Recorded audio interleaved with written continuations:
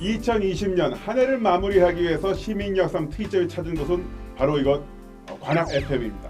바로 이곳에서 마을미디어 관련 이야기를 나눠볼 텐데요. 아주 귀한 손님들 모셨습니다. 안녕하세요. 네, 안녕하세요. 예, 반갑습니다.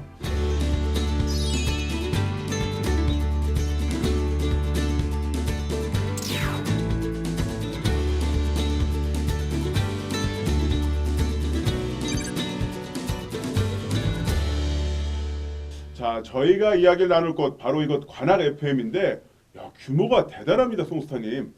저 들어오면서 놀랐습니다. 네. 우리 시민영상 특이점 스튜디오보다 훨씬 훌륭한 것 같다. 사장님 좀 섭섭하실지 모르겠지만 그런 느낌을 받았습니다. 네, 사장님 저는 이 의견에 동의하지 않습니다. 팀장님 실제로 이곳 규모가 엄청나죠? 서울시에 라디오 주파수를 가진 곳이 마포와 관악 두 곳인데요. 공동시 라디오 중에서 한 해에 이곳을 이용하는 시민이 한 14,000명에서 5,000명 정도 된다고 하고 네. 라디오 프로그램이 1년에 한 4,000개 정도 만들어진다고 하니까 꽤 큰 규모라고 할 수 있을 것 같아요. 아까 한지 활동가님 보니까 막 사진도 찍고 그러시던데. 네, 사실 저희도 라디오를 하고 있기는 한데 FM은 달고 있지 않습니다. 그러다 보니까는 장비도 그렇고 규모도 그렇고 너무 부러워서 사진으로 남겼습니다. 자, 오늘 주제는 바로 대소문입니다. 대소문이 근데 어떤 의미예요? 대소문. 네. 이게 이제 약자인데요. 대중과 소통하는 문제적 미디어의 약자예요. 그러면서 이제 크게 소문이 마을미디어가 크게 네. 소문이 나길 바라면서 대소문이라고 만들어봤어요. 네. 크기가 얼마나 큰 겁니까? 근데? 제가 알기로는 굉장히 많은 분들이 지원을 해주셨는데 그 중에서 특별히 뽑힌 분도 그렇고 몇 분이 있다고 저는 들었습니다. 부끄러워하지 않으셨나요? 네. 올해는 이제 콘텐츠 제작을 지원하기 위해서 시범적으로 한 4팀 정도를 선발했고 그 안에서 이제 선정되신 팀들이에요. 네. 그래서 한 선정된. 예, 경쟁을 뚫고 경쟁률이 한 3대 1 정도 된것 같습니다. 네. 경쟁을 뚫고 선발되신 기획서를 가지고 선발되신 분들이. 오늘 대소문 그럼 어떤 이야기들을 해주실 건가요? 저는 외국인 유학생들과 대학생들이 함께 교류하는 영상 그리고 그런 이야기들을 함께 이야기해 보려고 합니다. 저희 같은 경우에는 좀 마을에서 함께 고민해보면 좋겠다 하는 것들에 대한 영상을 좀 담아봤습니다. 이렇게 대소문 진행하시면서 보람 같은 게 있으실 것 같은데 실제 해보시면 어떤 것들이 좀 있어요? 경쟁률을 뚫고 뽑혔다? 네, 일사적인 것 같고 사실 제가 이주민 방송이라는 곳에 소속이 되어 있는데 그 틀을 좀 벗어나서 좀 더 마을을 볼 수 있고 그 활동가분들을 만날 수 있는 계기가 됐던 것 같아요. 처음으로. 그 마을 미디어 활동은 많이들 하고 계시잖아요. 근데 그러면서도 또 이제 대소문을 진행하게 된 또 다른 이유가 있나요? 대소문을 좀 하게 된 이유는 마을미디어 단체들이 굉장히 수적으로 많이 늘어났어요. 그리고 많이 활발하게 활동하고 계신데 그 콘텐츠 하나하나에 대해서 대중들이랑 얼마나 만나고 있나라는 이제 자성적인 질문을 하는 거죠. 그래서 더 많은 대중과 만나기 위해서는 필요한 것들이 뭐가 있을까 좀 생각해 봤어요. 기획에 대한 피드백 같은 거, 네. 멘토링도 필요하고 장비, 뭐 제작 지원 이런 것들이 필요한데 그런 것들을 좀 소수지만 시범적으로 확 밀어줘 보자. 네, 그래서 이제 확 밀어줄 팀들의 기획서를 받은 거죠. 그럼 여기 이 두 분이 지금 확 밀려서 밀렸습니다. 확 밀어서 확 밀어주셨다고 하는데 효용감이 있었나요? 저희는 멘토링 받은 게 너무 좋았던 것 같아요. 정말 어떻게 대중과 소통할 수 있을지 멘토링을 통해서 좀 더 마케팅을 어떻게 해야 되는지, 내용을 어떻게 담아야 되는지, 좀 더 쉽게 어떻게 영상을 풀 수 있는지를 좀 공부할 수 있는 계기가 됐던 것 같아요. 일종의 레벨업이 됐다. 그렇죠. 역량 강화 됐습니다. 네네. 팀장님 말씀 들어보니까 마을 미디어가 이게 양적으로는 되게 확장됐는데 이 대소문 프로젝트라고 하는 게 질적 확장을 가져오는 프로젝트다. 이렇게 이해하면 되는 건가요? 네, 그리고 그 대중이 관심을 가지고 있는 것과 마을의 관심사가 되게 일치하는 부분들이 있는데 그걸 효과적으로 전달하는 방법을 조금 더 연구해 보자 하는 취지에서 만들어졌습니다. 참여하신 분들 꽤 많으시잖아요. 그럼 이분들을 선발하거나 이럴 때는 어떻게 그냥 이렇게 랜덤하게 하진 않으셨을 거 아니에요? 그렇죠. 저희가 이제 멘토로 이제 4분을 모셨는데 미디어 전문가도 계시고 다큐멘터리 감독님도 계시고 그분들이 기획서를 받아서 네. 그 기획서의 심사를 직접 하셨어요. 그래서 내가 멘토링하고 싶은 단체를 직접 뽑고 그 단체를 지원하게 됐습니다. 마을 공동체 전문가라든지 협치 전문가도 좀 필요하십니다. 네, 그렇습니다. 대중과 소통하면서 사회의 문제점을 지적한다는 거, 미디어의 어떤 그 의무이기도 합니다만 그걸 또 실제로 시행한다는 거 쉽지는 않죠. 과연 어떤 이야기를 담아냈는지 대소문 한 편 보고 가시겠습니다.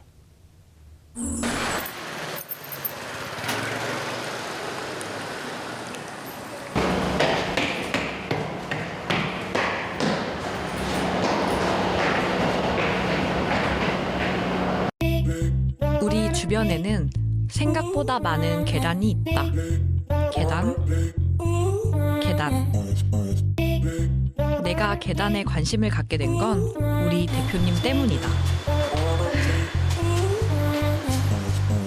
이주민 방송을 출근하기 위해서는 29개의 계단을 올라야 한다. 사무실에 도착할 쯤 대표님은 너무 힘들어 진짜. 엘리베이터가 없는 이곳. 물레동 대부분이 그렇다. 그 언제가 제일 아프세요? 무릎이? 계단 무릎이 이제 디딜 때 아프니까 한 번에 이렇게 착착착 못 올라가고 지지대가 꼭 필요하더라고. 그거를 좀 잡으면은 이제 그 몸무게가 나한테 다 안 쏠, 무릎에 안 쏠리고 이제 분산해 주니까 그나마. 계단을 직접 오르내릴 수 있는 사람만이 이곳을 찾을 수 있다는 것을 깨달았다. 우리는 얼마나 많은 사람들을 만나지 못하고 있는 것일까? 근데 고민은 해요 항상 공간을 어디로 이동한다고 할 때도 제일 먼저 알아보는 게 장애적 공간을 좀 이렇게 우리가 어떻게 할 건가에 대해서 이렇게 했는데 사실 이제 보시면 이런 동네에도 와서 보시면 아시겠죠 엘리베이터 있는 건 별로 없고 일단 1층은 거의 뭐 1.5배 내지 2배 정도는 비싸고 부동산에 가서 엘리베이터 있는 건물과 그렇지 않은 건물 가격 비교를 좀 해보려고 했는데 물레동은 여기랑 그렇죠. 똑같이 그냥 엘리베이터가 그렇죠. 없는 거예요 건물 그렇죠. 자체가. 그래서 비교를 할 수가 없더라고요. 옛날에 그 집을 지을 때 사람들의 어떤 고민들은 장애인들이 되게 접근하기 좋아야지 뭐 유모차도 좋고 어르신도 좋고 아이도 좋고 이렇게 고민이 들어가는 게 아니라 이 뭐 엘리베이터 동선이랄지 이런 것들을 사이드로 뒤로 제껴놓고 비용의 문제로 생각하는 경향이 되게 많잖아요 사실은요. 분들에게 관련된 핸드북 거기에 보면은 공간을 지을 때 장애인 접근권에 대한 얘기를 되게 많이 강조하거든요. 강조한 이유가 뭐냐면 장애인 차별했다고 소송당한다. 그럼 공공채널이나 이런 마을 미디어에 액세스를 하고 싶어. 같이 난 방송을 만들고 싶어. 근데 못 올라가네? 저는 소송 걸릴 수 있는 문제라고 생각을 해요. 계단 오르기가 괜찮아요? 뭐가요? 아니 뭐 상대적으로야 괜찮죠. 근데 엘리베이터 타고 싶지. 상대적으로요.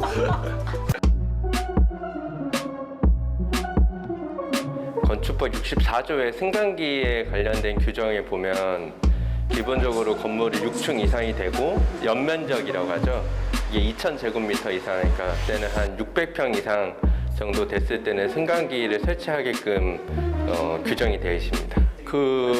일단 기본적으로 13인용 장애인 엘리베이터가 이제 일반 주택 같은 데 가장 많이 들어간다고 보는데 이것도 엘리베이터 법이 계속 바뀌고 있거든요. 그래서 약간 지금 과도기적인 상황이라고 들었는데 일반 엘리베이터를 설치를 하면 15인용을 설치하면 15인용을 설치하는 그 면적만큼이 다 건물 면적에 포함이 되기 때문에 그만큼 크기가 다른 방 크기나 이런 게 줄어들 수밖에 없는데 장애인용 엘리베이터를 13인승으로 설치한다 그러면 그 면적만큼을 빼주거든요. 그래서 건물 크기가 더 커져서 혜택을 좀 지원하는 거라고 볼 수 있고요. 비용 차이가 제일 큰 거는 장애인용 일반용보다는 엘리베이터 자체의 마감을 뭐로 할 거냐, 뭐 대리석으로 할 거냐, 디자인은 어떤 걸로 할 거냐 이런 걸 기본 틀은 거의 비슷하고 보시면 되고 아무래도 이제 고령화 때문에라도 이제 높은 층에 보통 예를 들어 5층짜리 건너면 한 4층 정도의 주인집을 넣으니까 이제 건물주분들이 아무래도 이제 오르락 내리락 할 때 엘리베이터가 필요하다고 해서 넣는 경우도 있고 뭐 엘리베이터 자체는 아주 소규모가 아닌 이상은 대부분 넣는 추세인 것 같아요. 젊고 장애가 없는 나에게 계단은 별 문제가 없다. 하지만 대표님처럼 무릎이 아프거나 노년인 분들, 휠체어 사용자이거나 보행을 위해 보조기구를 사용해야만 하는 분들, 그리고 유모차나 무거운 짐을 옮겨야 하는 분들에게 계단은 하나의 장벽이다. 그래서 어떠한 공간은 사람들에게 불편한 공간이자 불평등한 공간이 될 수도 있다. 모두가 어디서든 함께 무엇인가를 할 수 있는 평등한 공간에 대한 고민이 많아졌으면 좋겠다.